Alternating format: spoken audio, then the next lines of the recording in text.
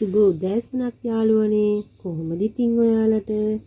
ඔයාලා සැපෙන් සතුටින් ඇති කියලා මම හිතනවා. ඔන්න ඉතින් අදත් සුපුරුදු ලෙන්ගතු කමින් ඔයාලත් එක්ක පුංචි වෙලාවක් ගත කරලා යන්න මම ආවා. මම ඉතින් උදේ පාන්දරම මගේ ගාඩන් එකටනේ මං යන්න ආස. ඉතින් උදේ පාන්දරම ගාඩන් එක පැත්තට ආවා. බලන්නකෝ ජපන් රෝස මල් කුමාරිකාව ටිකක් පිපිලා තියෙනව දැකලා මම හරිම ආසාවෙන් මේ දිහා තමයි මේ බලන්නේ. මම ඉතින් මේ මල් වලට ගොඩක්ම ආසයිනේ. මේ මල් ඉතින් සෑහෙන්න මගේ ගෙවත්තේ පිපෙනවා. මේ මල් ගොඩාක් ඉතාමත් පහසුයි වගා කරගන්න. ඒ නිසා කුඩා අතු කැබැල්ලක් ගැහුවත් මේවා ඉක්මනින් බෝ කරගන්න පුළුවන්. බලන්නකෝ ඉතින් මේ ටික පිපිලා තියෙන ලස්සන. මගේ ළඟ ඉතින් රතු පාටයි, රෝස පාටයි, කහ පාටයි කියන වර්ණ තුන තමයි තියෙන්නේ. මේ වර්ණ තුනෙන් ඉතින් මම මගේ ගෙවත්ත හැඩ කරගෙන තියෙනවා. ටික දවසක් යනකොට ඉතින් මේවා කනාටු ගහිලා වගේ යනෝනේ. එතකොට ඉතින් කප්පාදුවකින් තමයි නැවත මේ විදියට හදාගන්න පුළුවන්. අඩු නඩත්තුවකින් ගොඩාක් මල් ගන්න පුළුවන් ලස්සනම මල් වර්ගයක් තමයි ඉතින් මේ ජපන් රෝස මල් කියන්නේ. මං ඉතින් මේවා ගොඩාක් මගේ ගෙවත්ත පුරාම වගා කරගෙන තියෙනවා. ඒ වගේම මේවට පෝරේ යොදද්දී ගොම පෝර, වියලි ගොම පෝරේ යොදා ගන්න එක නම් ගොඩක් හොඳයි. කප්පාදුවේදී ටිකක් පස බුරුල් කළා ගොම පෝර ටිකක් යෙදුවම මේවා ගොඩක් ලස්සනට හැදෙනවා.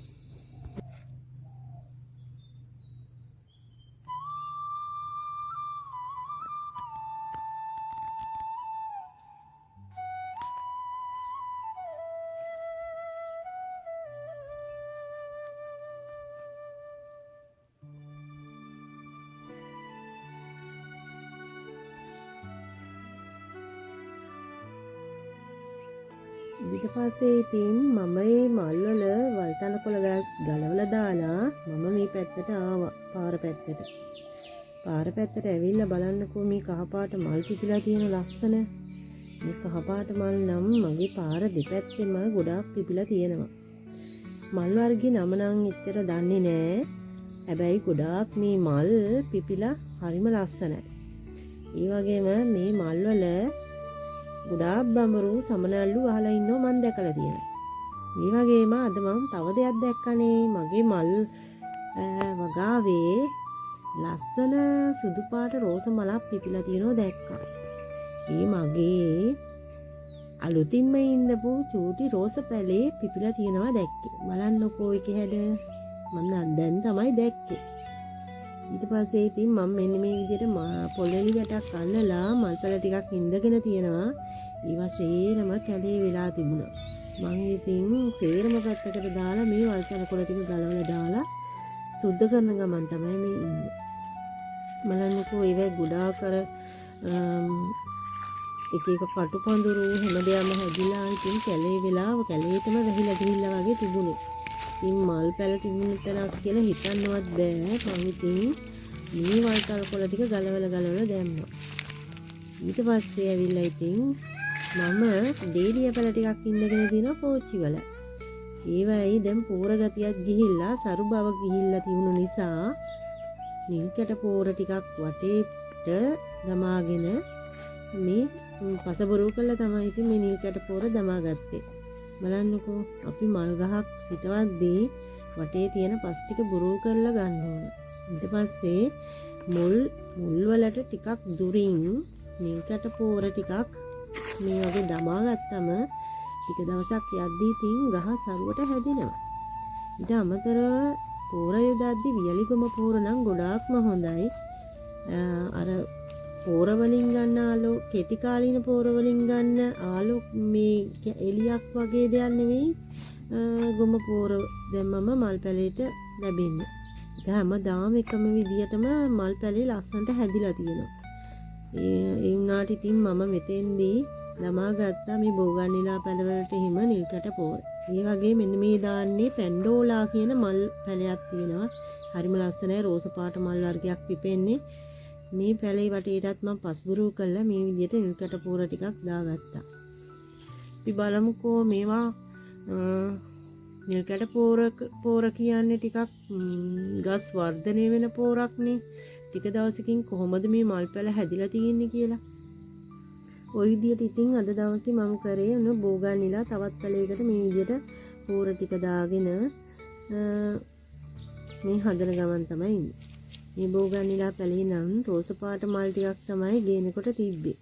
හැබැයි ඉතින් මේ මල් පොකුර හැලිලා ගියා ටික දවසකින්.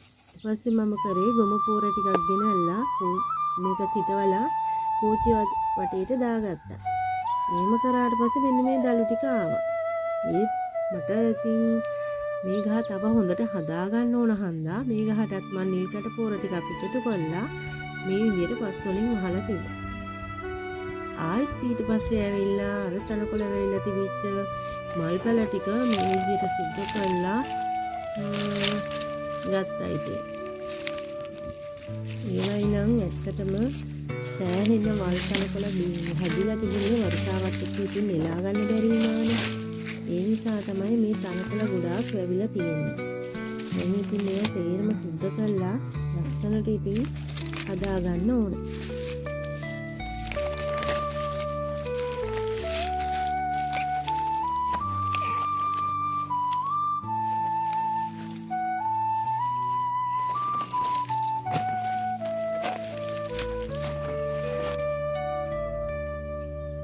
ඉතින් මගේ යාළුවෝ සියලු දෙනාටම මම මගේ ගාඩන් එකේ තියෙන මල් පැල වලට පෝර දාන ආකාරය පෙන්වන්නේ. දැන් ඉතින් මගේ ගාඩන් එකේ මේ අවට ලස්සන වටපිටාව චිත්‍රයක් බලන්නකෝ. ඉතින් පාන්දරට මේ වගේ දර්ශනයක් දකිනකොට ඇත්තටම මනසට හරිම සැහැල්ලුවක් තමයි දැනෙන්නේ.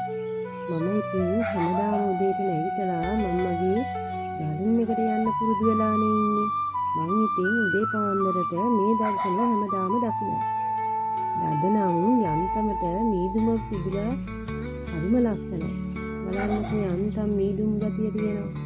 ඔයාලට පේනවද? උදේ පාන්දර පින්න වැටිලා මීදුම තියෙනකොට පරිසරෙම පුදුම ලස්සනක් තමයි තියෙන්නේ. ඔයාලා ඉතින් දැන් මේ පරිසරයේ චිත්තක් බලලා ඉන්නකෝ.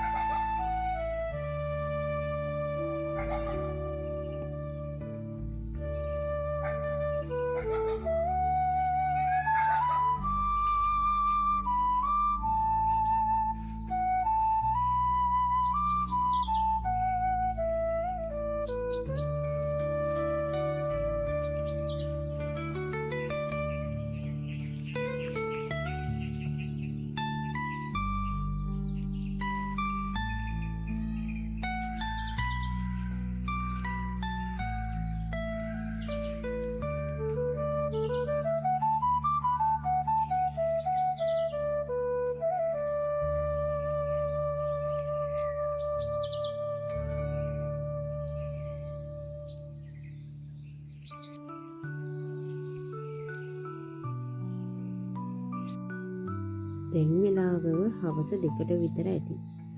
මම ඉතින් ඉක්මනටම සෝදාගත්ත රෙදි ටික මම මේ වැලට දමාලා ඉක්මනටම යන්න හදන්නේ. මගේ ඉඩමේ තව පුංචි වැඩ කීපයක් තිබුණා අද දවසේ. ඒ ටික කරලා එන්න තමයි මම මේ හනිකට යන්න ලේස්ති වෙන්නේ. අද ඉතින් මම මගේ ගාඩන් එකේ වැඩ විතරක් නෙවෙයි මගේ ඉඩමේ වැඩත් ඉතින් මම කරන්න කර තමයි හිටියේ.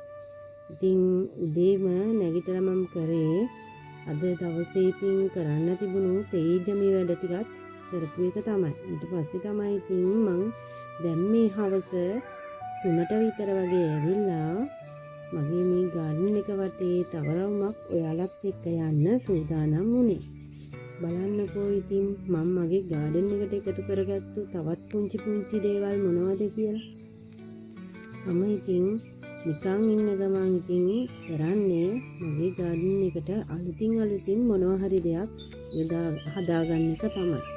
මම ඉතින් මේ ගාඩන් එක පුංචියට තාම ඉතින් හදාගෙන යන ගමන් තමයි තියෙන්නේ.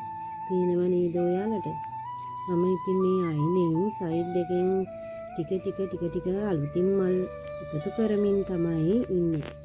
දැන් මේ ගාඩන් එක හදන්නේ මම නිවසේදී කරන්න තියෙන අලුත්ම ගෙපලේ තමයි මම හදන්නේ. බලන්නකෝ ඉතින් මම මේ විදියට නිකන් ඉන්නේ නැතුව ලස්සනට මම ගාඩන් එක හදාගෙන තියෙනවා. සමහර නම් ඉතින් කියනවා මල්ලින්දුවම ඔයාලා නිවසේදී කරද්දි මේවා නැති වෙයි නේද කියලා. එහෙම ඉතින් චුට්ටි පොඩි දේවල් සිද්ධ වේවි. ඒ වුණත් ඉතින් මම නිකන් ඉඳී නෑ. මෙන්න මේ වගේ ලස්සනට මගේ ගාඩන් එක හදාගත්තා. බලන්නකෝ ලස්සන මේ මල්ලට දිහා. මේ මල්ලට මම ආර දිගටම හරි ගස්සගෙන තමයි තියෙන්නේ. මේ මල්ලට ලස්සනට කප්පාද කරලා මේ විදිහට ඉතින් හදාගෙන තියෙනවා මගේ යන එන පාරේ. බලන්නකෝ ඔයාලට මේක බලන්න පුළුවන් ලස්සනට.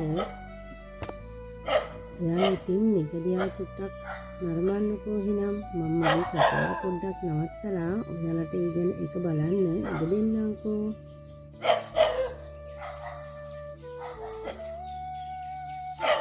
එහෙනම් ඉතින් යාළුවනේ ඔයාලා මගේ පුංචි ගාඩන් එක දැක්කනේ.